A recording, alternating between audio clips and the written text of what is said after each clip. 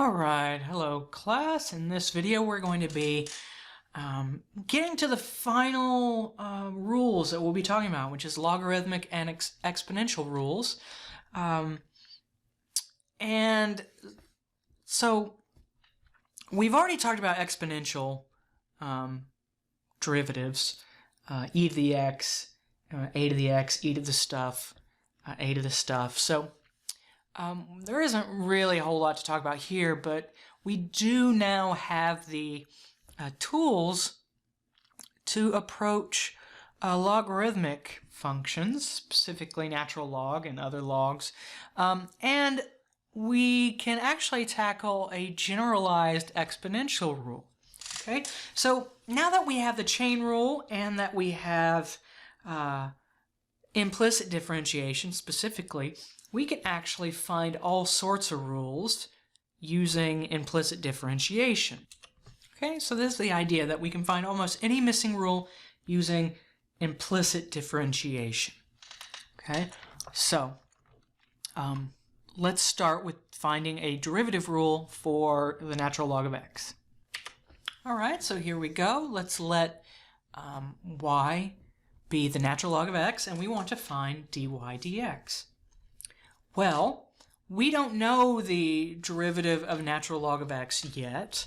However, if I would rewrite this as an exponential, so essentially raise e to both sides. I mean, that's not correct grammar as to what we're doing, but this tells us that e to the y is equal to x. Okay, and now these we do know how to differentiate. Okay, and we'll use implicit differentiation because the derivative of e to the y is going to be e to the y times dy dx. Okay, and the derivative of x is just 1. And so now we just divide by e to the y. So we get dy dx is equal to 1 over e to the y. And I don't want to leave it as just 1 over e to the y because, well, e to the y is x, right? E to the y, we can just replace with x to get 1 over x. Okay, so turns out that if y is equal to the natural log of x, then dy dx is 1 over x. Okay, and that actually gives us the rule. And in fact, we can move this to a chain rule version by saying that the derivative with respect to x, the natural log of u, let's say, of whatever, is going to be u prime over u. Okay, so the derivative of the natural log of stuff is the derivative of the stuff over itself. All right, what about other bases? What about y equals, say, log base b of x? Well, to do this, we don't have to do this work over again. We could, but we use the log property that we can rewrite any based log in terms of any other base we want. We can write log base b of x as the natural log of x over the natural log of b. Right? This is one of our rules. So we could say that this is 1 over the natural log of b, okay, times natural log of x. And then we have the derivative for natural log of x, so we can go ahead and say that the derivative with respect to x of y is going to be, well, 1 over natural log of b, that's just a constant. And the derivative of natural log of x is 1 over x. Okay, so we end up with 1 over the natural log of b times x. Okay, and if we want to turn this into a chain rule, log base b of u, it's going to be u prime over natural log of the base times u. Okay, so just like with the general exponential, the general logarithm adds in a natural log of the base. So let me put these all together so we can kind of see the connections. Okay, so here's the exponential rules. Of course, the derivative of e to the stuff is itself times the derivative of the stuff. But when we have a general base like b to the u, it's the same thing. We just need to throw in the natural log of the base. All right, so the derivative with respect to x of b to the u is u prime times the natural log of b, the base, times b to the u. All right. Similarly, when we have logarithmic rules, the derivative with respect to x, the natural log of u, is u prime over u. But when it's the log base b of u, it's u prime over the natural log of the base times u. Notice whenever we just have a general base, it's the same rule. We just throw in a natural log of the base. All right, so I want to show an important extension of the derivative natural log before we start getting to a bunch of examples. Because you'll notice when we take the derivative of the natural log of x, we get 1 over x. But since the natural log of x only exists for positive x's, we're restricting 1 over x to just positive x's. However, if we do this instead, let's say we take the derivative with respect to x, the natural log, the absolute value of x. All right, so this is going to be the derivative of the stuff over the stuff, right? Based on its u prime over u, okay? Now, in one of the previous lectures, we talked about what the derivative of the absolute value is. It's going to be x over the absolute value of x. Okay, so we have the x over the absolute value of x all over the absolute value of x over 1. All right, now if we invert and multiply, okay, we're going to get x over the absolute value of x times 1 over the absolute value of x, which is x over the absolute value of x squared, which, well, we can just, absolute value of x squared is kind of redundant. This is just x over x squared, which will be 1 over x. Turns out that the derivative of the absolute value, or the natural log of the absolute value of x, is all of 1 over x. So this moves this function from just being not able to be 0 to not being able to be 0 in the derivative. So this actually extends the domain of the original function to match its derivative. Okay, so on a graph, let me show you sort of what I'm talking about here. Okay, here's the graph of the natural log of x, and here's the graph of 1 over x. Okay, so as you can see, 1 over x, it does align with what natural log of x is doing, because natural log of x is increasing really fast at 0, so we have a really high value for its derivative, and then it starts to slow down, but is always increasing. So the derivative is getting lower and lower, closer and closer to 0, but it's always increasing on this side. However, 1 over x has values on this side. So if instead we look at the natural log of absolute value of x, we get this. We get a basically an ln x on two sides. And so on the left side, okay, of the y-axis, the other side of 1 over x matches, because here, this side, ln of absolute value of x is always decreasing, and it starts by decreasing very slowly, and then, here, let me shift it over, then starts speeding up, okay, its descent. And so we can see that 1 over x always stays negative and then gets to be larger and larger negatives as ln x decreases faster and faster. Okay? So this is just an extension of this, so that the derivative of the absolute value, or the derivative of the natural log of the absolute value of x, is simply 1 over x. Okay? So that gets these to have the exact same domain, And we will get back to this later in a couple modules.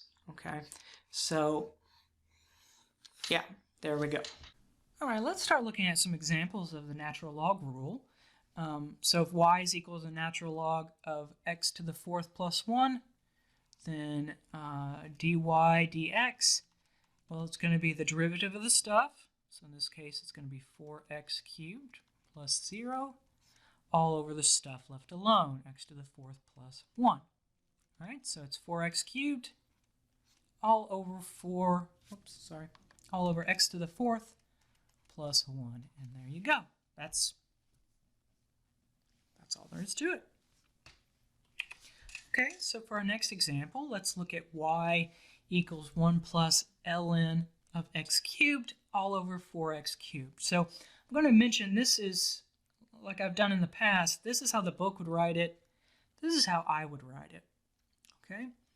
Now, there are two ways we can go about dealing with this ln of x cubed. We could either try to differentiate it exactly, or remember your log rules that if you have something like ln x cubed, you could rewrite that as, well, 3 ln x, because you can bring powers outside of the ln, right? So you could say that this is 1 plus 3 natural log of x all over 4x cubed.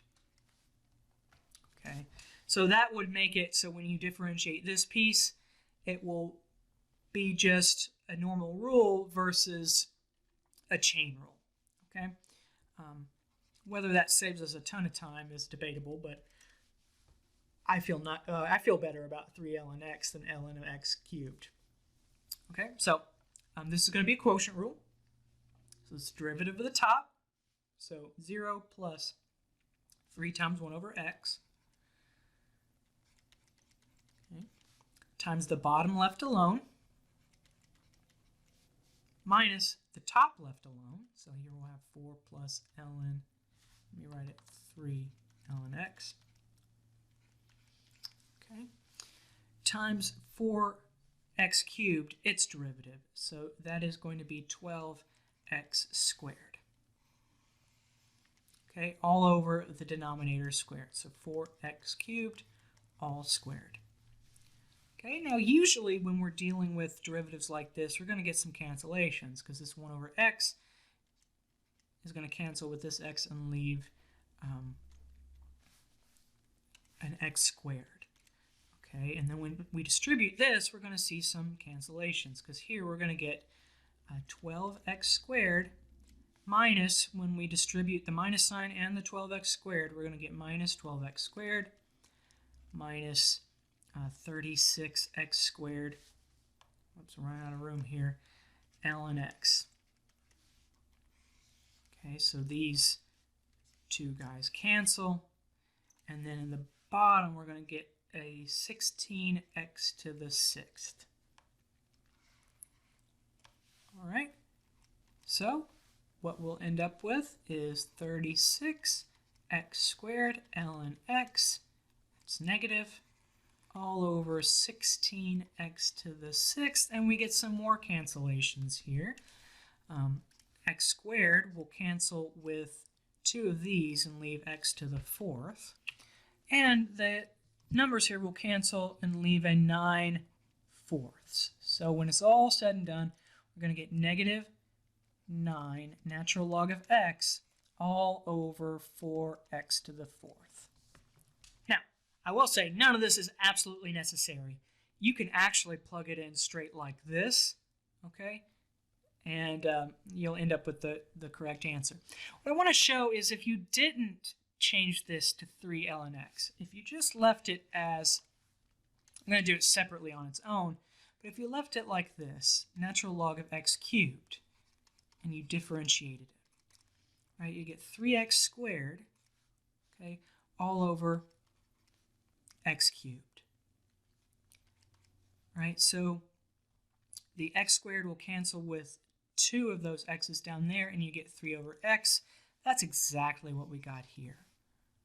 Okay, so basically the natural log of x to any power it's going to be basically that power over x, because when you bring that power outside, you'll have the power times ln of x, and when you differentiate that, you get the power times 1 over x, which is p over x. Okay, so this is a simplification that you can use to help yourself out as we go forward. Or if you don't remember it, you can always get to the correct answer doing it this way as well. All right, in general, you should always be on the lookout for log rules when you're dealing with logarithmic derivatives. Okay, so for example, in this situation here, I know a lot of students would just brute force their way through this, and it's actually miserable if you try that, because a natural log of 2x over x squared plus 1 all cubed, well, if you just, okay, it's the derivative of the stuff over the stuff, so putting 1 over the stuff already is awful, and then if you want to do the derivative of the stuff, that's going to be a quotient rule, right? It'll be 2 times x squared plus 1 cubed minus 2x times the derivative of this thing, which is going to be another chain rule, so that's 3 times x squared plus 1 to the 2 times 2x, all over the denominator squared, and hopefully you can see why we wouldn't want to do it this way. Here's my advice. Never do it this way. Okay, if you see an ln of a bunch of stuff like this, use your logarithm rules. Okay, well, one of my rules for logarithms is that if I have the log of two things being divided, right, this is going to be the natural log of 2x minus the natural log of x squared plus 1 all cubed. Right? Division becomes subtraction. Okay, then, like before, we can take exponents out. All right, so I can move that 3 out front.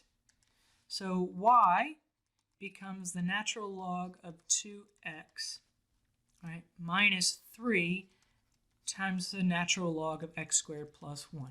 Now, I'll mention, we can't take this power out. The whole thing on the inside has to be raised to a power.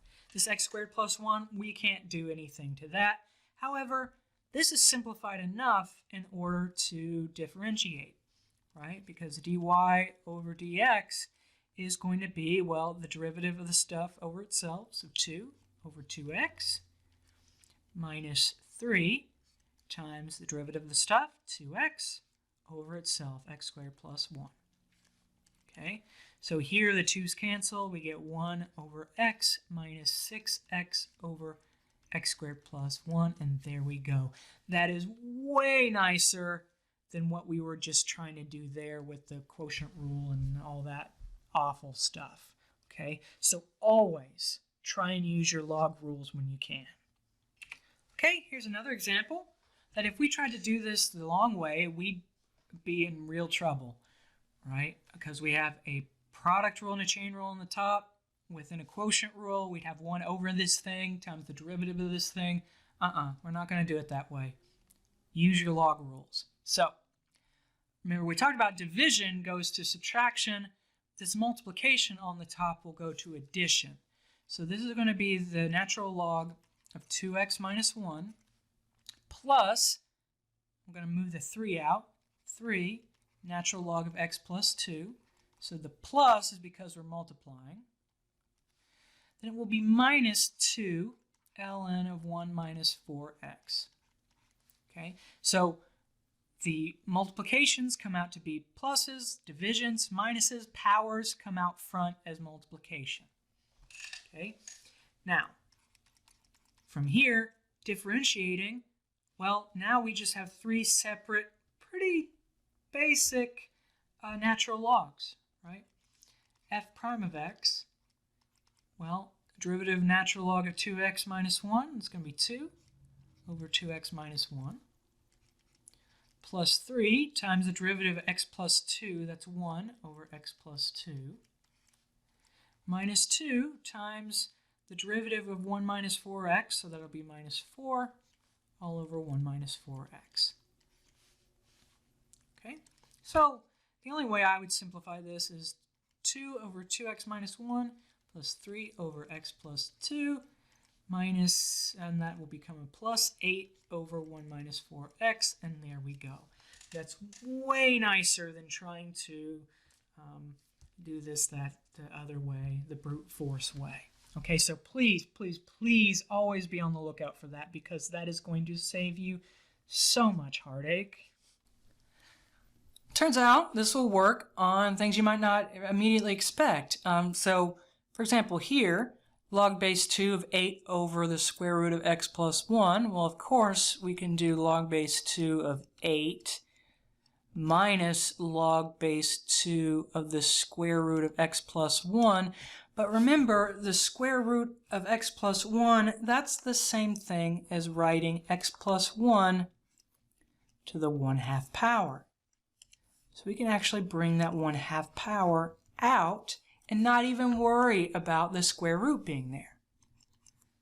All right, so our y is actually log base 2 of 8 minus 1/2 times log base 2 of x plus 1. Well, now when we differentiate, log base 2 of 8, that's just a constant. All right, that's going to go to 0.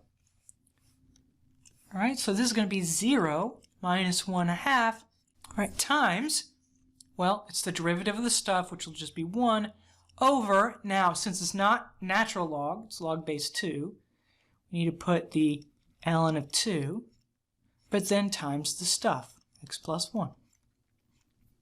Okay, so it's essentially negative 1 over 2 ln 2 times x plus 1. And there we go. Okay. All right, here's another example. Remember, this is still how it works with the trig functions. Remember, secant fourth x is secant of x all to the fourth, so we can still use this power moving idea. But first, this is two things multiplied together, right? This is secant x times tangent x. So this will be the natural log of secant to the fourth x plus the natural log of tangent squared x. Right? So y is going to be, well, now I can move the powers outside. So y will be 4 natural log of secant x plus 2 natural log of tangent x. And now, this should be straightforward as far as finding dy dx, because we'll get 4 times the derivative of secant, which is secant x tangent x, all over secant. Okay, well, the secants cancel there. Then it'll be plus 2 times, well, the derivative of tangent is secant squared, all over tangent. Okay, and this could simplify a little bit. We don't have to do it though, but this here is basically just for tangent x. This would be 2 times, well, 1 over secant squared, or sorry, secant squared x is 1 over cosine squared. And tangent, remember, is cosine, or sine over cosine. So we could invert and multiply here to get cosine x over sine x. So actually one of these cosines will cancel down here. So we actually get, right, 1 over cosine times 1 over sine. So that's going to be secant x times cosecant x. Not, again, not super necessary to do that, but there we go. All right, so let's look at another example here. This is cosine x times the natural log of cosine squared x. So what I would do to get started is I would move this 2 outside, and you can move it all the way out to the front. So this would be 2 cosine x, okay, times the natural log of cosine x. Now, to differentiate this, this is going to be a product rule. Remember, we have two things multiplied together. 2 cosine x times the natural log of cosine x. Okay? So y prime is going to be, well, the derivative of 2 cosine x is negative 2 sine x, right? Then times the natural log of cosine x left alone, right? Then plus 2 cosine x left alone, times the derivative of natural log of cosine. So the natural log of cosine, its derivative will be the derivative of cosine, which is negative sine of x, all over itself cosine of x. Okay, so here these cosines cancel, that's nice, and we're left with negative 2 sine x times the natural log of cosine x minus 2 sine of x. Okay, we can leave it like that. We could factor out a negative 2 sine x, but I'll just leave it like that. All right, next up, let's look at log base 2 of log base 2 of x. Okay, so I am going to suggest we use a sort of chain rule within chain rule, sort of a nested letter system. So I'm going to rewrite this as log base 2 of u, where u is log base 2 of x. So that u prime, in this case, will be 1 over natural log of 2 times x. All right, so that might help with this one a little bit, because when we do y prime, it's going to be u prime over ln 2 times u. Okay, well, u prime we found is 1 over the natural log of 2 times x. Then we have that all over the natural log of 2 times u, which was log base 2 of x. Okay? Now, if you think of this as a fraction over a fraction, you invert and multiply, what you end up with is 1 over, it'll be natural log of 2 squared x times the log base 2 of x. Okay, and then that is that. All right, so sometimes I employ this sort of nested letter system just to make sure I'm getting everything. All right, interestingly, we can use this rule to prove the general power rule. And you might wonder why we would do that, but if you remember, we only really established the power rule for fractions and positive and negative numbers. We didn't really have a way to, say, find the derivative with respect to x of, say, like x to the pi, right, or x to the e, right? Basically, your transcendental numbers, your I guess that's not right, your irrational numbers, that's the word I'm looking for.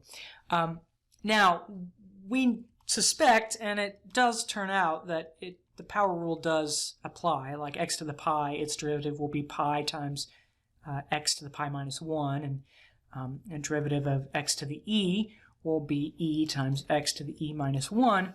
But where this comes from is we can actually use what we have here by, let's let y equal x to some power where p is any real number.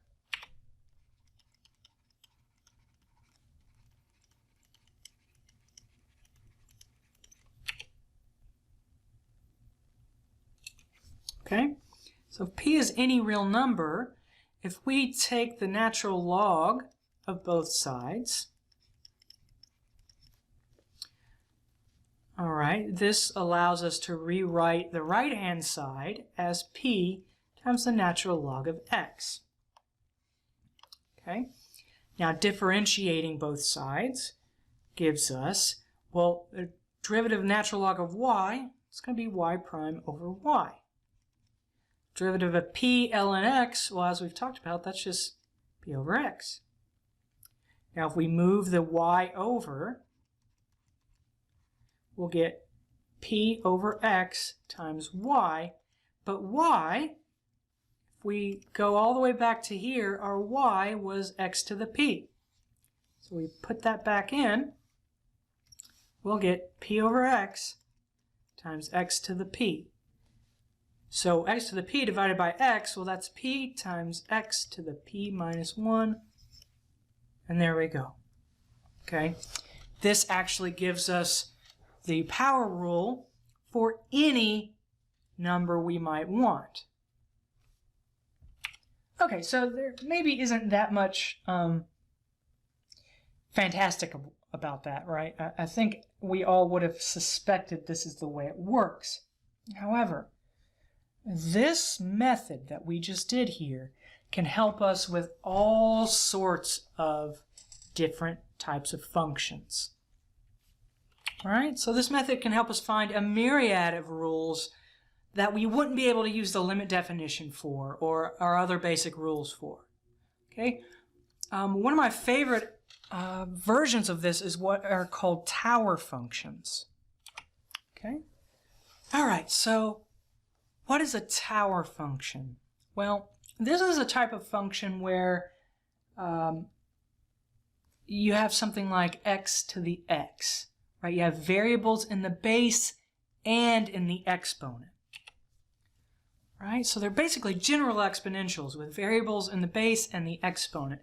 A more general way to think about it would be f of x to the g of x, okay? Now, here's why this causes a problem. Because we know that, say, when we take the derivative of x to a constant, right, that is c times x to the c minus 1. That's the power rule. So when the base is a variable, this is how we approach it, right? So variable base, constant power, that's the power rule. However, on the other hand, when we have a constant base but a variable power, that's when we use the general exponential rule, right? That's going to be the natural log of c times c to the x, and this, our c needs to be greater than 0 for this to work. All right, so this constant base, variable power, here we use the exponential rule. But what happens if both our base and our exponent are variable? Like in this case, x to the x. This is a variable base and power. Okay, which version is it? Is it x times x to the x minus 1? Well, that ends up just being x to the x. Or is it the natural log of x times x to the x? Okay, which one is it? Or is it something completely different? Well, the method on what we just did to sort of prove that general power rule is a method we can use to actually find this. Okay, so how do we do it? Well, we start by letting y, so let y be x to the x. Then take the natural log of both sides. It could be any log, really, but ln's always easier because it doesn't introduce extra ln's. Okay, so yeah, we'll take the natural log of both sides, so we'll get the natural log of y is equal to the natural log of x to the x. And the reason this is nice is now we can bring that x outside and get x times the natural log of x. Okay, and now we know how to differentiate natural log of y, and we know how to differentiate x ln x. This is just a product rule. This is just a chain rule. So now we just use implicit differentiation. All right, so when we do that, the derivative of ln y is y prime over y. And then the derivative of, sort of ignore this middle piece, the derivative of x ln x, well, again, we need to use the product rule. So this is going to be 1 times ln x left alone plus x times the derivative of the natural log of x, which is 1 over x. Okay, so if we simplify this, we get y prime over y is the natural log of x plus 1. Then, to finish this off, multiply the y back through, so we get that y prime is y times the natural log of x plus 1. And then, what was y? Y was x to the x. So y prime is going to be x to the x times the natural log of x plus 1. And that is our derivative rule. Now, if I were to distribute this across, notice we get that, let me write it like this. The derivative with respect to x of x to the x is x to the x times the natural log of x plus x to the x. And I find this really interesting because notice that question we asked. We asked, well, which one is it going to be? Is x to the x, does it go to x times x to the x minus 1, which is just x to the x again? Or does x to the x go to the other one, the exponential version, which is the natural log of x times itself? Turns out it's both. It has the exponential piece and the power rule piece. Right? And that, to me, is fascinating, that it has both. Okay? But we need this method to get us there. All right? So let's look at another example of a tower function. All right? So let's say y is equal to x cosine x, and we want to find y prime. Well, since this is a tower function, I'm going to take the natural log of both sides. And we do that so that we can move that power out front. So this is ln y is going to equal cosine x times the natural log of x. So now we'll differentiate, right, using implicit differentiation. Ln y is, of course, y prime over y. And then this is going to be a product rule. Right, the derivative of cosine is negative sine of x, right, times ln x, right? Then it will be plus cosine left alone times the derivative of ln x, which is 1 over x. All right, and then all we need to do is move the y back over. So y prime is equal to y times, I'm going to write it like this, cosine of x over x minus sine of x times ln x.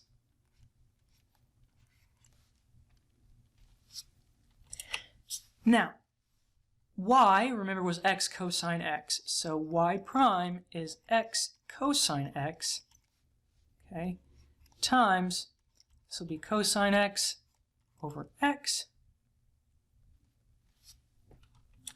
right, minus sine of x times ln x. Now, once again, what I want to show is if I distribute this x cosine x over, we get the following. We get x cosine x times cosine x over x minus sine of x ln x times cosine of x. Whoops, sorry. Times x to the cosine x. Now note, x to the cosine x divided by x, that's x to the cosine of x minus 1 and times cosine. So let me put that out front. Then this will be minus sine of x times ln x times x cosine x. So check this out. This is once again the power rule piece, because what did we do? We started with x cosine x. Well, here's the power rule piece. We move that cosine x out front, subtracted by 1. Here's the exponential piece. It's itself times the natural log of the base times the derivative of the exponent. Right? So as I said, it's kind of incorporating both. Right? It's both rules are kind of showing up in their own sort of weird way. All right, now, if a certain pattern is always happening, maybe we can do this in general, say with a y equals f of x to the g of x. And to simplify that, I'm just going to write this as f to the g. All right, so I don't have so many parentheses rolling around. But yeah, we should be able to approach this, because if we take the natural log of both sides of the natural log of f to the g, and we can move that g outside, even though it's just a function, but that's all right. This will be g of x times the natural log of f of x. Okay. Using implicit differentiation, you'll get y prime over y is equal to, and we'll be looking at this one, using the product rule. So it will be g prime times the natural log of f left alone plus g left alone times the derivative of the natural log of f, which will be f prime over f. Okay, now move the y back over, get y prime is equal to y times g prime times the natural log of f plus g times f prime over f. Okay, but y, if we remember, that was f to the g. All right, so that was our y. So if we distribute that across, we'll see that y prime is going to be, and sorry, that I don't know why I wrote it as f over g, it's f to the g. So when we distribute this across, we're going to get f to the g times g prime times ln f plus f to the g times g times f prime over f. Now if I rewrite this in this order, let's say it's g prime times the natural log of f times f to the g. Okay, then here, this will be g times f to the g minus 1, because if I take f to a power and divide by f, I'm subtracting 1 in the exponents, times f prime. Okay, once again, this is the exponential rule.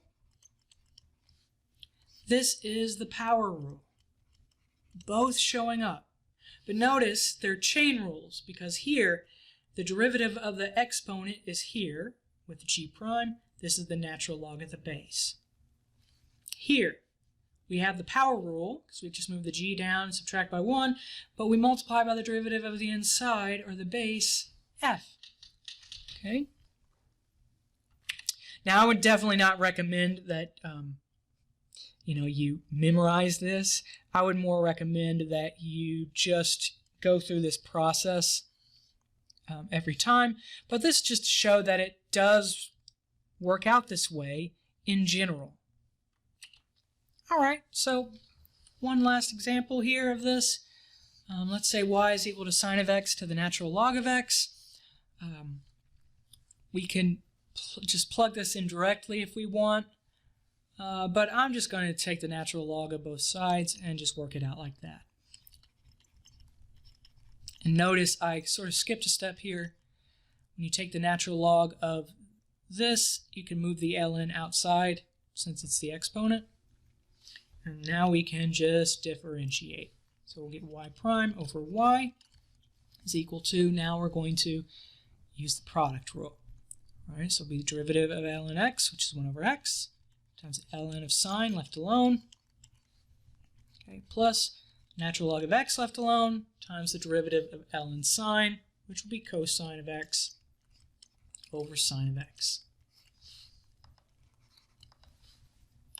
Okay, then we multiply the y back over to get y prime is equal to y times 1 over x ln sine of x plus ln of x times cosine x sine x.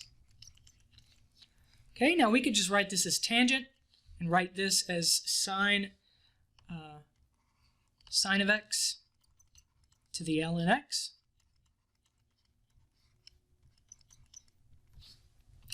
Right, we could just write this as tangent and just leave our answer like that. There's nothing wrong with that.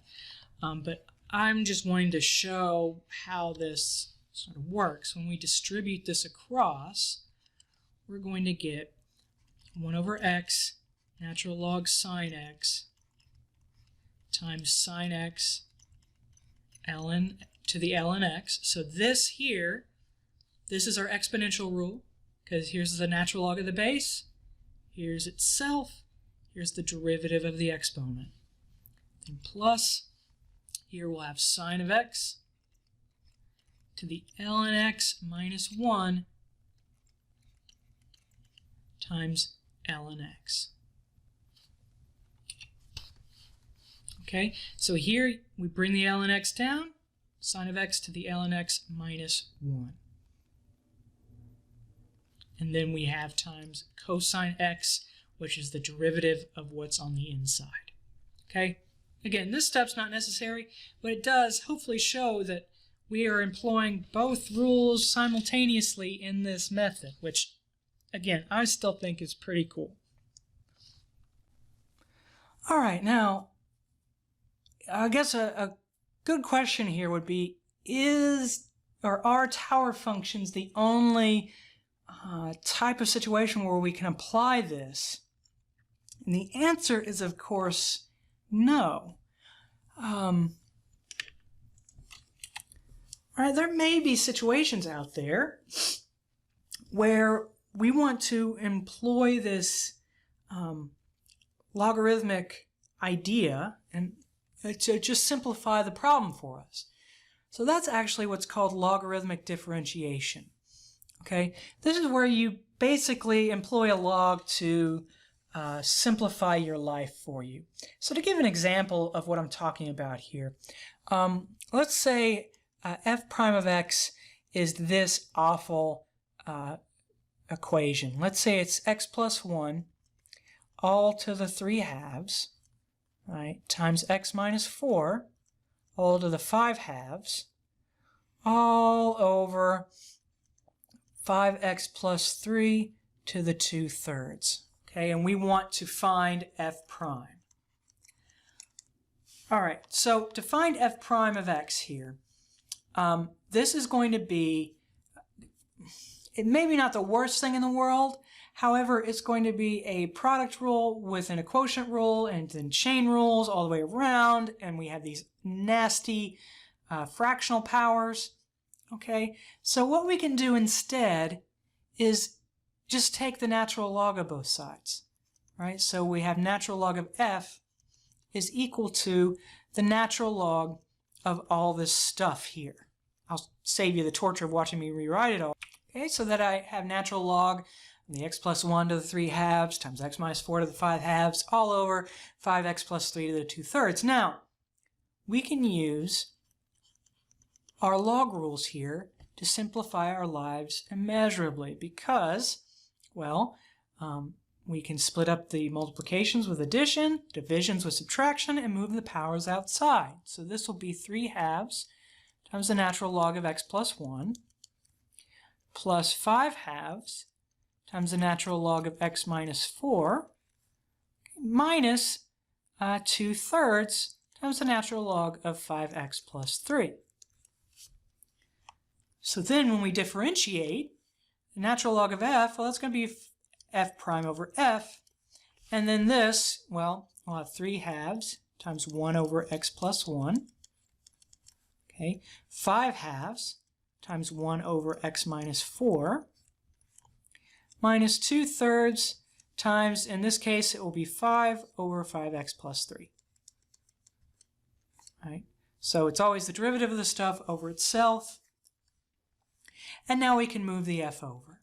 Right? We'll have f prime is equal to f times 3 over 2 times x plus 1 plus 5 over 2 times x minus 4 minus 10 over 3 times 5x plus 3.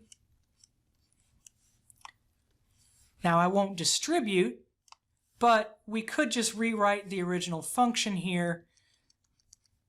So let's do that. It would be x plus 1 to the 3 halves times x minus 4 to the 5 halves all over 5x plus 3 to the 2/3 all times what we have here, 3 over, and I'll go ahead and distribute these, 2x plus 2 plus 5 over 2x minus 8 minus 10 over 15x plus 9, and there we go. Now, is this that much nicer than using the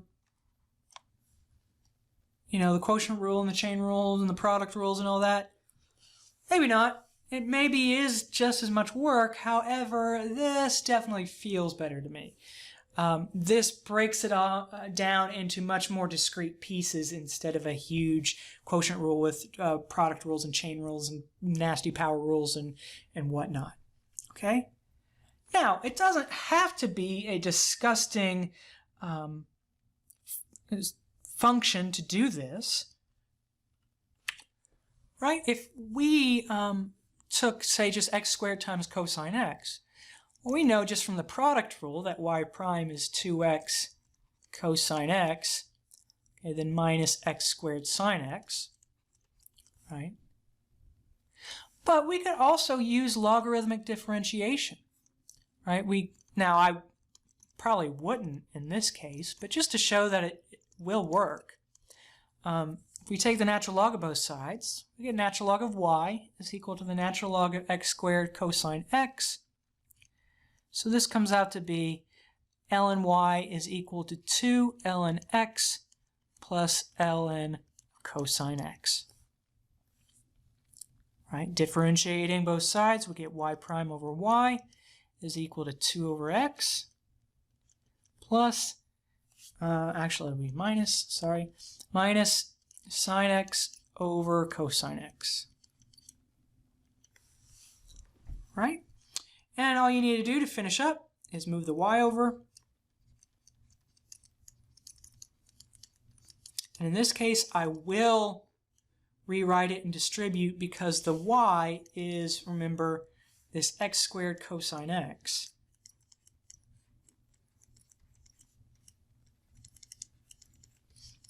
Okay, and we still are left with the 2 over x minus sine x over cosine x. And so when we distribute this, we'll get, well, the x will cancel, so we'll get 2x cosine x. And in this piece, the cosine will cancel, so we'll get minus x squared sine x. And look at that, we got the exact same thing we got up here. Now, of course, for this function, this is way more work than just doing the product rule. However, for this function, say y equals x to the 8th times cosine cubed x all over the square root of x minus 1, I think it would be easier to use logarithmic differentiation. All right, if you take the natural log of both sides, this splits up very nicely, being 8 ln x plus 3 ln of cosine of x minus 1/2 ln of x minus 1. Okay, so we get y prime over y is equal to 8 over x plus 3 times, and in this case, once again, it would be minus sine of x over cosine of x minus 1/2 simply times 1 over x minus 1. Okay? And frankly, I would just move that y over, replace it with the x to the 8th cosine cubed x all over the square root of x minus 1 times 8 over x minus 3 tangent x minus 1 over 2x minus 2, and there we go. I find this way nicer than doing this through the quotient, product, chain rule, all that mess. Okay, so just to show you what I mean, just to get started on this one, will be the derivative of the top, so that's going to be the product rule, which is 8x to the 7th times cosine cubed x left alone plus x to the 8th times the derivative of cosine cubed. So that's going to be 3 cosine squared x then times negative sine x. Okay, and that finishes off just the derivative of the top. Okay, then it will be the bottom left alone. Then it will be minus the top left alone times the derivative of the bottom. The derivative of the bottom is going to be 1 over 2 square root x minus 1. That's not too bad. All over the denominator squared, which will be x minus 1. All right? Yes, we can do it this way. But to me, this is awful. Whereas this maybe isn't great, but still it's broken down into nice discrete pieces. Okay? All right, I think that is good enough for now. Should get you rolling on the homework, and I will see you all in the next one. Cheers.